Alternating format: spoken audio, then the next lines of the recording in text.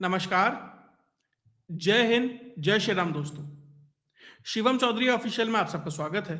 आगे बढ़ने से पहले आप सबसे रिक्वेस्ट है, वीडियो को लाइक कीजिए, चैनल को सब्सक्राइब कीजिए और शेयर करना मत भूलिएगा। ट्विटर पर एक हैंडल है जेम्स ऑफ जुडिशरी के नाम से।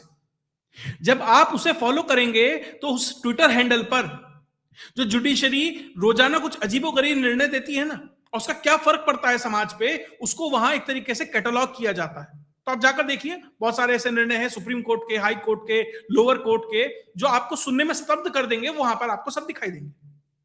कुछ वैसी ही स्थिति अभी सुप्रीम कोर्ट से भी निकल कर आई है। लगभग एक संवैधानिक संकट जैसी स्थिति खड़ी हो गई है सुप्रीम कोर्ट की वजह से।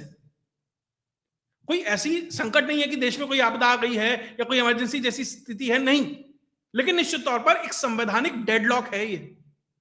और ये हुआ है राष्ट्रपति जी के द्वारा दिए गए एक निर्णय के कारण।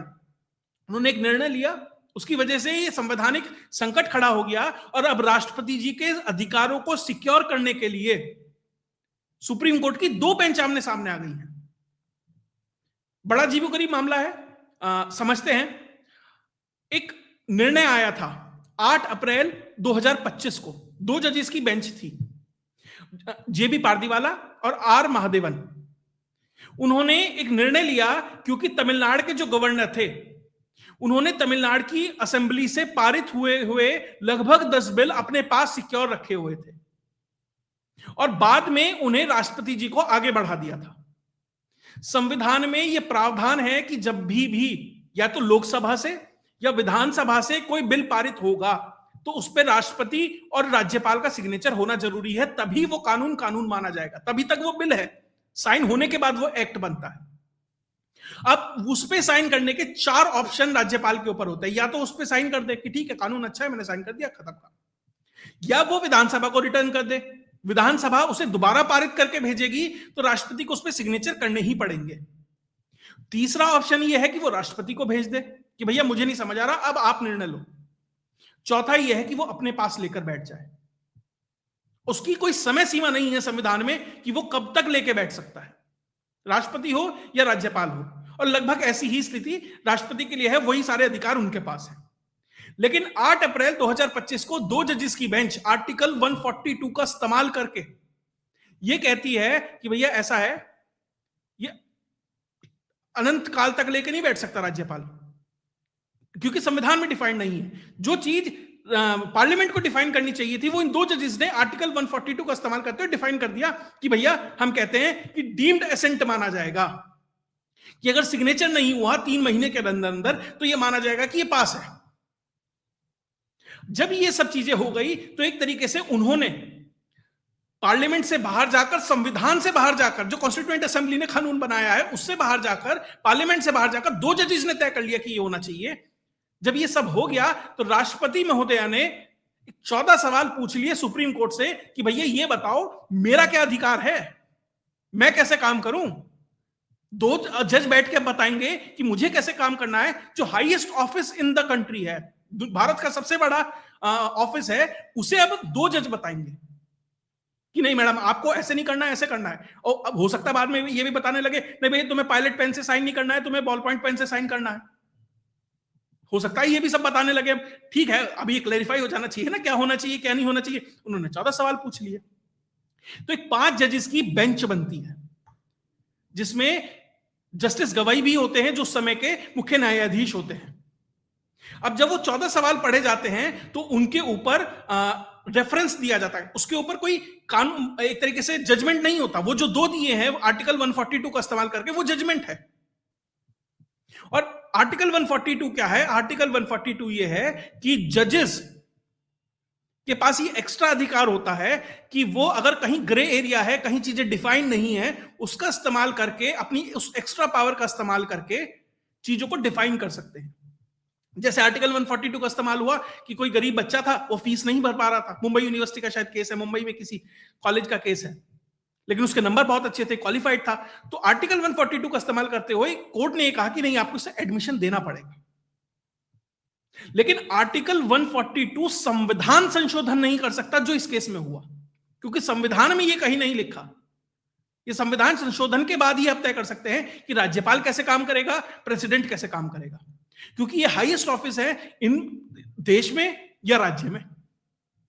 उसके बाद जब ये 5 जजों की बेंच बैठती है तो 14 सवाल होते हैं, तो वो साफ कहते हैं कि राष्ट्रपति या राज्यपाल को आप बाउंड नहीं कर सकते कि वो कब साइन करेंगे, 3 महीने में करेंगे, 3 साल में करेंगे, जब भी करेंगे। हाँ, लेकिन उन्हें करना चाहिए जल्दी, ठीक है, मैं मानता हूं करना चाहिए, और आपको समय सीमा तय करनी है तो वो पार्लियामेंट से होगी। 2 जज बैठ के नहीं करेंगे। वो एक्स्ट्रा जुडिशियल जो एक्टिविज्म हो रहा है ये देश में नहीं चल सकता ना, क्योंकि लेजिस्लेचर है, जुडिशरी है, विधायिका है, या फिर ये एग्जीक्यूटिव है, इन तीनों के डिमार्केटेड है सब चीजें कि आपको ये काम करना है, ये करना है, ये करना है। एंक्रोचमेंट नहीं हो सकता। तो 5 जजेस ने ये कह दिया कि भैया उनका जजमेंट था, इनका जजमेंट नहीं, इनका रेफरेंस था, यानी ऑरल मौखिक रूप से कहा कि हाँ, मतलब उन्होंने 14 सवाल का जवाब दे दिया और कह दिया भैया राष्ट्रपति बाउंड नहीं है, राज्यपाल बाउंड नहीं है साइन करने के लिए, कोई नहीं, आप जब चाहें जैसे चाहें वैसे कर सकते हैं, लेकिन हाँ आपको करना चाहिए, मॉरली ये होना चाहिए। ठीक है, हमने बात मान ली। अब उसके बाद क्या होता है, उसके बाद असली मजा शुरू होता है। उसके बाद ये है कि जो राष्ट्रपति महोदय हैं उनके पास एक बिल पहुंचता है उसी तमिलनाडु से, वही राज्यपाल साहब भेजते हैं। वो ये भेजते हैं कि तमिलनाडु की विधानसभा से एक बिल पारित होता है कि 168 साल से ये प्रथा चली आ रही है कि जो गवर्नर ऑफ द स्टेट है वो अपॉइंट करता है वाइस चांसलर मद्रास यूनिवर्सिटी का, और लगभग हर राज्य में यही है, गवर्नर अपॉइंट करता है कि कौन कौन जो स्टेट यूनिवर्सिटीज होती हैं उसमें कौन चांसलर बनेगा, वाइस चांसलर बनेगा। चांसलर तो डिफेक्टो वही होते हैं। ये केरल में बड़ी दिक्कत हुई थी इस चक्कर में, पश्चिम बंगाल में बड़ा झगड़ा हुआ था, तो गवर्नर ये डिसाइड करता है कि कौन वाइस चांसलर बनेगा। 168 साल से लगभग यही था। तमिलनाडु सरकार ने विधानसभा में पारित करके कह दिया नहीं, ये अधिकार क्षेत्र हमारा होगा, हम तय करेंगे। तो लगभग 168 साल की वो प्रथा को तोड़ने का प्रयास था, इंस्टीट्यूशन पे एक तरीके से कब्जे का प्रयास था। हर सरकार करती है, देखिए इस झगड़े में मत पड़िए कि डीएमके करती है कि टीएमसी करती है, हर कोई करने का प्रयास करता है। तो वही करने का प्रयास हुआ। राज्यपाल ने उस चीज को आगे बढ़ा के राष्ट्रपति को भेज दिया कि आप तय करिए। अब राष्ट्रपति ने जो बिल पारित हुआ था उस पर बिना सिग्नेचर करिए वापस भेज दिया कि ये गलत है। ये इंस्टीट्यूशन पे कब्जा करने का प्रयास है या एक तरीके से एनक्रोचमेंट है, राज्यपाल के अधिकारों पे एनक्रोचमेंट है, ये उन्होंने वापस कर दिया। अब यहां पर खेला हो गया, क्योंकि 2 जजेस की बेंच ने यह कहा था कि डीम्ड एसेंट माना जाएगा कि उस समय के अंदर सिग्नेचर नहीं हुआ तो यह पारित मान लिया जाएगा। अब जो 5 जजेस थे उन्होंने यह कह दिया कि नहीं, ये तो नहीं माना जाएगा, वो जब चाहे जब सिग्नेचर कर सकते हैं, लेकिन वो रेफरेंस था, वो जजमेंट नहीं था। तो अब दिक्कत ये आ गई है, क्योंकि एक 5 जजेस की बेंच कुछ कह रही है, 2 जजेस की बेंच कुछ कह रही है, और राष्ट्रपति ने वो वापस कर दिया है जो 5 जजेस की बेंच के हिसाब से सही बैठता है। तो अब दिक्कत ये है कि किसकी चलेगी? वो जो 2 जजेस की बेंच ने कहा वो उसकी चलेगी, या जो राष्ट्रपति ने कहा जिसे 5 जजेस की बेंच का रेफरेंस सही बता रहा है उसकी चलेगी?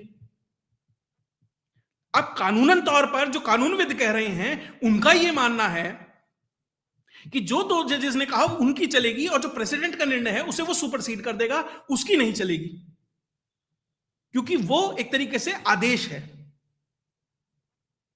लेकिन सवाल यह है कि जो वो आदेश है वो 2 जजेस की बेंच ने दिया है, और जो आदेश है वो एक तरह का संविधान संशोधन है आर्टिकल 142 का इस्तेमाल करके, और 2 जजेस की बेंच संविधान संशोधन जैसी कोई निर्णय नहीं दे सकता। उसके लिए आपको 5 जज, 7 जज, 9 जज, 11 जज, 13 जज, 15 जज, ऑड नंबर में कुछ ऐसे चाहिए। अब यहां गरारी फंस गई। जजमेंट के हिसाब से राष्ट्रपति गलत है, लेकिन संविधान को हिसाब से देखें तो जजमेंट ही एक तरीके से गलत है। और इन 5 जजेस की बेंच ने यह कहा था कि एक बड़ी संवैधानिक पीठ बनाएंगे जो इस चीज पर निर्णय लेगा कि उन 2 जजेस ने क्या कहा उसके ऊपर हम निर्णय लेंगे। और वो बड़ी बेंच संवैधानिक पीठ बनी नहीं है, अब तक उसका निर्णय आया नहीं है, यानी उस निर्णय के ऊपर एक बड़ा निर्णय नहीं आया। रेफरेंस आया, मौखिक टिप्पणी आई, जजमेंट नहीं है सिग्नेचर करके जज साहब उस पर सिग्नेचर कर दे कि ये बड़ी बेंच इस छोटी बेंच की बात को खारिज करती है, अब से ये होगा, वो नहीं हुआ। अब यहां कानूनविद जो है वो अपना आके माथा अड़ा के बैठे हैं कि अब क्या है, करे तो करे क्या, जाए तो जाए कहां, मोदी जी वाला मीम है, वो स्थिति यहां पर आ गई है। ये दर्शाता है कि किस तरीके से जो हाईएस्ट ऑफिस इन इंडिया है उसको जुडिशियल एक्टिविज्म का सामना करना पड़ता है। दो जज ये तय कर सकते हैं कि राष्ट्रपति क्या करेगा, राज्यपाल क्या करेगा, वो पूरी सुप्रीम कोर्ट ये तय नहीं कर पा रही मिलके कि जस्टिस वर्मा का क्या होगा। अब थोड़ा बहुत जो जस्टिस सीजेआई हैं सूर्यकांत, वो थोड़ा बहुत कुछ करते नजर आ रहे हैं, लेकिन मुझे लग रहा है कि वो ना ऊंट के मुंह में जीरा होता है ना, कुछ वैसा ही है, क्योंकि सिस्टम इतना जिस तरीके से गुथा गया है आपस में, एक व्यक्ति का काम नहीं है इसको चीजें ठीक करना। सुप्रीम कोर्ट में जब ये केस चल रहा था तो कपिल सिब्बल, अभिषेक मनु सिंघवी क्या तर्क दे रहे थे कि ये तो सेरेमोनियल पोस्ट है, तो ज्यादा फर्क नहीं पड़ता, डीम्ड एसेंट मान लिया जाए कि ठीक है एक समय हो गया, साइन मान लो, यानी 10 कानून आए उस पर सिग्नेचर नहीं है, पास मान लो, कोई नहीं, सेरेमोनियल पोस्ट है, क्या दिक्कत है। सेरेमोनियल पोस्ट राष्ट्रपति नहीं है, सेरेमोनियल पोस्ट गवर्नर नहीं है, सेरेमोनियल पोस्ट है जो 2004 से लेकर 2014 तक भारत का प्रधानमंत्री जिस तरीके से काम कर रहा था वो सेरेमोनियल पोस्ट थी। जिस तरीके से खड़गे जी आज काम कर रहे हैं वो सेरेमोनियल पोस्ट है। संविधान में अधिकार है राष्ट्रपति के पास, संविधान में अधिकार है गवर्नर के पास कि वो वापस भेज सकता है या लेके बैठ सकता है, जब तक कि उस संविधान में संशोधन पार्लियामेंट से ना किया जाए, ना कि कपिल सिब्बल, अभिषेक मनु सिंघवी, 2-4 जजों की चैम्बर में बैठ के किया जाए। और आपको कुछ करना है तो उसमें संविधान पीठ बिठाइए। केशवानंद भारती केस में बैठी थी, बड़ी बेंच बैठी थी, ऐसी ही बेंच बिठाइए। और जब इसी तरह की 9 सदस्य या बड़ी संविधान पीठ बैठाने की बात जस्टिस सूर्यकांत करते हैं, कल ही बताया था मैंने आपको, तो बहुत सारे लोगों को दिक्कत हो जाती है, अरे क्योंकि वो चाहते हैं मामले उलझे रहें, इन्हीं एम्बिग्यूटी का इस्तेमाल कर कर सिस्टम को अपने अधीन बनाए रखा जाए। और जो ये जज ये कह देते हैं कि नहीं राष्ट्रपति को ऐसे करना चाहिए, गवर्नर को ऐसे करना चाहिए, कल को तो वो ये भी कहेंगे कि नहीं हम बताएंगे सेना को किस पे हमला करना है, सेना को ये करना चाहिए, बिजनेसमैन को ये करना चाहिए, फला संस्थान को ये करना चाहिए। अब वित्त मंत्रालय इस तरह नहीं नोट छापेगा, इस तरह के नोट छापेगा, हम आर्टिकल 142 का इस्तेमाल करते हैं, हमारा अधिकार है। कल को तो आर्टिकल 142 किसी भी चीज को सही साबित करने के लिए आप इस्तेमाल कर सकते हैं। मैं किसी जज को पर्सनली टारगेट नहीं कर रहा, मैं उस सिस्टम की बात कर रहा हूं जहां इस तरह की चीजों को लूप होल का इस्तेमाल कर कर जो ये पूरा का पूरी जुडिशरी काम कर रही है। और हमने जुडिशरी के हाथों देशों में अराजकता फैलते देखी है।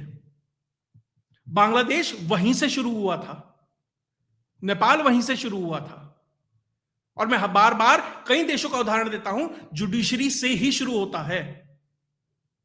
तो क्या वापस से ऐसी, देखिए हो सकता है संविधानविद बैठे होंगे, बहुत सारे संविधान के जानकार होंगे, वो इसके ऊपर अब सिर अड़ा के बैठेंगे, इसके ऊपर चर्चा करेंगे, जो भी निकल के आएगा। लेकिन अगर 5 जजेस की बेंच ने ये कह दिया कि नहीं भैया ऐसा नहीं है, जो राज्यपाल और उनको अधिकार है वैसे ही चलेगा, तो तत्काल प्रभाव से एक संविधान पीठ बनाई जानी चाहिए थी और जल्दी से जल्दी उसका निर्णय आना चाहिए था, क्योंकि उसकी वजह से राष्ट्रपति और राज्यपाल के काम रुके हुए हैं। जब तक वो नहीं बनेगी, जब तक निर्णय नहीं आएगा, तो राष्ट्रपति राज्यपाल इन लोगों के हिसाब से चलेंगे। हो सकता है इस समय का इस्तेमाल बहुत सारी जो असेंबलियां हैं, सही गलत हर तरह के जो बिल हैं उसे पास कराने के लिए कर दिया जाए, उसका इस्तेमाल। तो वो तेजी भी आपको इस सिस्टम के अंदर लानी पड़ेगी, तब जाकर चीजों को बेहतर किया जा सकता है। तो जो लब्बो-लुआब है इस मैटर का वो ये है कि एक बड़ा संवैधानिक संकट है, राष्ट्रपति के अधिकार क्या हैं इसके ऊपर चर्चा होनी है। वो कर सकती हैं कि नहीं कर सकती हैं, उन्हें पेन कब उठाना है, अच्छा 3 महीने होने वाले हैं, 90 दिन होने वाले हैं, चलो सिग्नेचर करो, क्या मजबूरन अब उन्हें सिग्नेचर करने पड़ेंगे। तो बहुत सारी चीजें हैं, जब आप इस चीज को एक व्यापक नजरिए से देखेंगे तो ये दर्शाता है कि जुडिशरी किस तरीके से कई बार चीजों को कॉम्प्लिकेट कर देती है। उसका जिम्मेदारी है चीजों को उसका निस्तारण करना, लेकिन वो उसे उलझा देती है। खैर, इस पर जो भी डेवलपमेंट आएगा, अब जो 2 जजेस हैं उनका फैसला सही है, या जो उन्होंने संविधान संशोधन कर दिया अपने आप ही एक तरीके का, क्या वो जजमेंट भी सही है? उस पे जो भी डेवलपमेंट होगी, जो भी जानकारी सामने आएगी, वो आपके साथ लेके आता रहूंगा। लेकिन कुल मिलाकर फिलहाल एक डेडलॉक जैसी स्थिति आप कह सकते हैं। इसमें जो भी होगा आगे वो आपके सामने लेके आता रहूंगा। अगर आपको ये वीडियो विश्लेषण अच्छा लगा तो वीडियो को लाइक कीजिए, चैनल को सब्सक्राइब कीजिए और शेयर करना मत भूलिएगा। जय हिंद, जय भारत।